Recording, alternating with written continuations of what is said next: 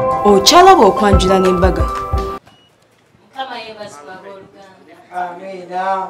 Tusanyusa okubalaba bassebo. Naffe okubasanga. Mpulidde ekkubo bassebo. Amina. Tusanyusa okubalaba bannyabo. Mpulidde ekkubo bannyabo. Tusanyuse nnyo okubalaba. Abo be baana bange abawala. Taata tubaaniriza era enkola eyaffe buli anaatwaniriza leka sente zaffe baziterekera ddala ate si bakashiya naye babanga babankers naffe katugawe waleti kubanga waleti yetereka sente ubitegedde otya otoolamu n'oweereza munno mpaka nga bonna bafunye kale gyoyagala gyosigaza obusigaddewo bwonna bwe batulina nsonyi n'omutwala ekolayo njagadde ekolayo njagadde webale kuleeta birabo biina mugaso ab'emmamba bwetyo bwe tuba. That's what the Bible tells me, but he knows me by name. Ani aliamanyini wa mugaso eri kwanga. Say, let's say, superstar in Uganda. Who knew that you'd become what you are today? Wadenga donna tuka, wodi mama lokusinza. Yeye amaye kubolyo, we muri tokuwangula ebizibu. Mugolo n'emmimba.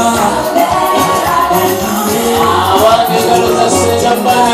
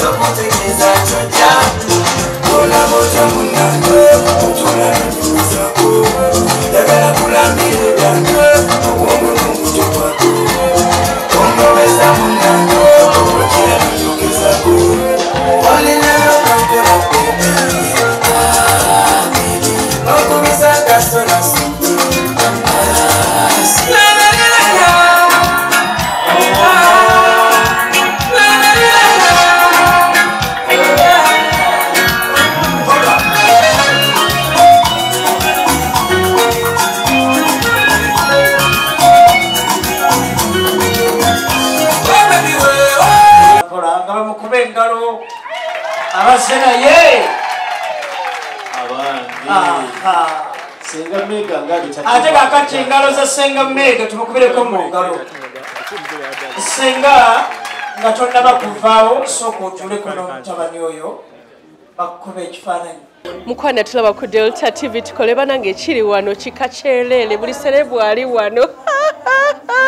nenga ne mugole yenyini naye celeb ali so smart and beautiful ali ng'omuzungu noza amasannyalaze bwe gagenda yegwa akolanga ettaala kyebaleko mugole kale nnyabo ngansanyusa okulaba nnyabo obwedde bagamba Jen the chef weyanjula emitiba byo byonna ze bampita Jen the chef okuva wali e Manchester gospel promoter owe UK omubwati bale promoting abayimbi amina balina kunyuma amina ekitiibwa tukidiza mukama amina omwami wamujjawa omwami twasisinkana eyo lukuli naŋŋanda nga tuli ba baby emeka kati about 20 years twakula ffenna ku kyalo mwinayo ku baana tulinayo abaana baffe basatu all boys osuubira omwongerayo nja mwongerayo abaana babiri abawala nga balongo kale ddiya owulira otya mpulira essanyu epitirivu nga nonzeeyo mu bangi mwesa Mrs. Kizito omubwati yabafa baffe okitegeera kiki kiwali osinga okwagala kibeere ku mukolo gwo era nga kibaddeko nali neetaaga omuyimbi Jean Peace ate nga kwali oyo jangu tukulabeko Jean babi ani omulala Rema Namakula mukyala Dr. omubwati ayono Dr. ali atya mulungi naye tewambuza ebibuzo ku mukolo gwange onanzizaamu omukolo nja kuddamu nojombuze mwasinkana wa bako kyogamba abakyala abafumbo beekummire mu bufumbo bagala abaami baabwe towuliriza bigambo gweyagala muntu kasita akutegeera n'omutegeera teri kintu kyamala kimataringa tumira kuli ku mutima omulungi taata mwamusebunya guno omukolo gwo gunyumye omwami muweereza akayimba olunaku lw'olinkyawa terukya olindeka bebi ogende terujja kubaawo ab'ennugu soko bagambe ab'ennugu nkawatemye ab'emmamba bampangudde kale ddiya kati tuleke ogende mu kidaala mami wunaatuuse mami yazze banange mami jangu Jen the chef gospel promoter yazaala celebu we Manchester mami sibyotano nyabo mama sibyotano mama alikuzaala mwana mulungi amina banaye wazaala amakula katonda amuwa omukisa omwana wange amina ulira otya leero ndi bulungi ssanyu era mpulira lyansusu nga mulabako sanyuse nnyo kyenali sisuubira amina ndiddayo mulaba naye kati mulabe mu bulamu amina oyagala mukuutira ki asobole okubeza w'amaka era nga bwe nagumira taata we embeera embi gye nayitamu naye abeere ne bbaawe oba munyiizizza mu bulungi mu bulwadde naagumira ebizibu byonna bye naaba atuuseeko alabirire bulungi bbaawe akuze abaana be bulungi amina mami oyagala mugamba kinyabo mami nkwebaza omwana ng'alina empisa okubeera ng'obeera Manchester kakamu amina olaba bwenkungaanyiza abantu bano bonna gwe wakuza empisa amina wewale nnyo mami amina wewale kukolagana n'abantu mwana wange amina mami mukama akuwe nnyo omukisa owangaale amina era nja kuwangaala kale leka tebaleke biweddeyo omukwano wenayo ekirala ekisigadde wenayo ekirala mukwano wenayo ekirala kyayagala okwogera omwami yo oyagala mugamba ki omwami wange musuubiza okumwagala mpaka okufa we kulitwawukanya linya kiri ewasevinga mu ssimu yo babe I love you so much bwakubira essimu n'ogikwata n'ogamba otya hello babe kale ddiya kati kuleke mukwano Jean Peace yayogedde mpozi nsobola okwebazaako ku bantu bonna sijja kumentioninga mannya nebaza abantu mwenna ab'e Manchester abatuwagidde abayimiridde naffe mu ssaala mu nsimbi nebaza abayimbi ba gospel bonna ab'e Uganda nebaza abantu bonna buli muntu yenna asobodde okuteekamu amaanyi bebaza bonna mukama abaddizeewo kye basinga okwagala Kale dear. Thank you so much. Thank you. Kale mukwano tova ku Delta TV tukole tugenda kunyumira omukolo guno ate naki nalo.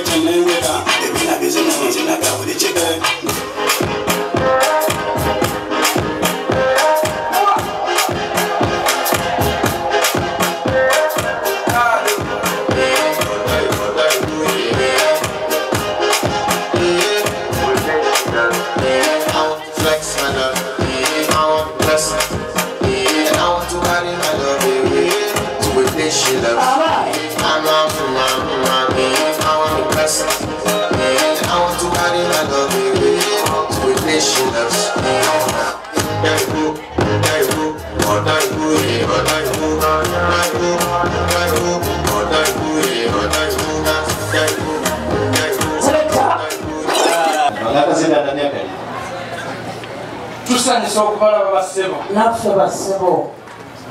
Tusanyisa okubalaba bannyabo. Kale. Era de bassebo. Era de bassebo. Era de bannyabo. Okuliko amakubo banna. Tugayise musebo. Muko tukweyanziza okwaniriza naye ssebo taata tulinamu abaana abafa ab'obuwala babiri.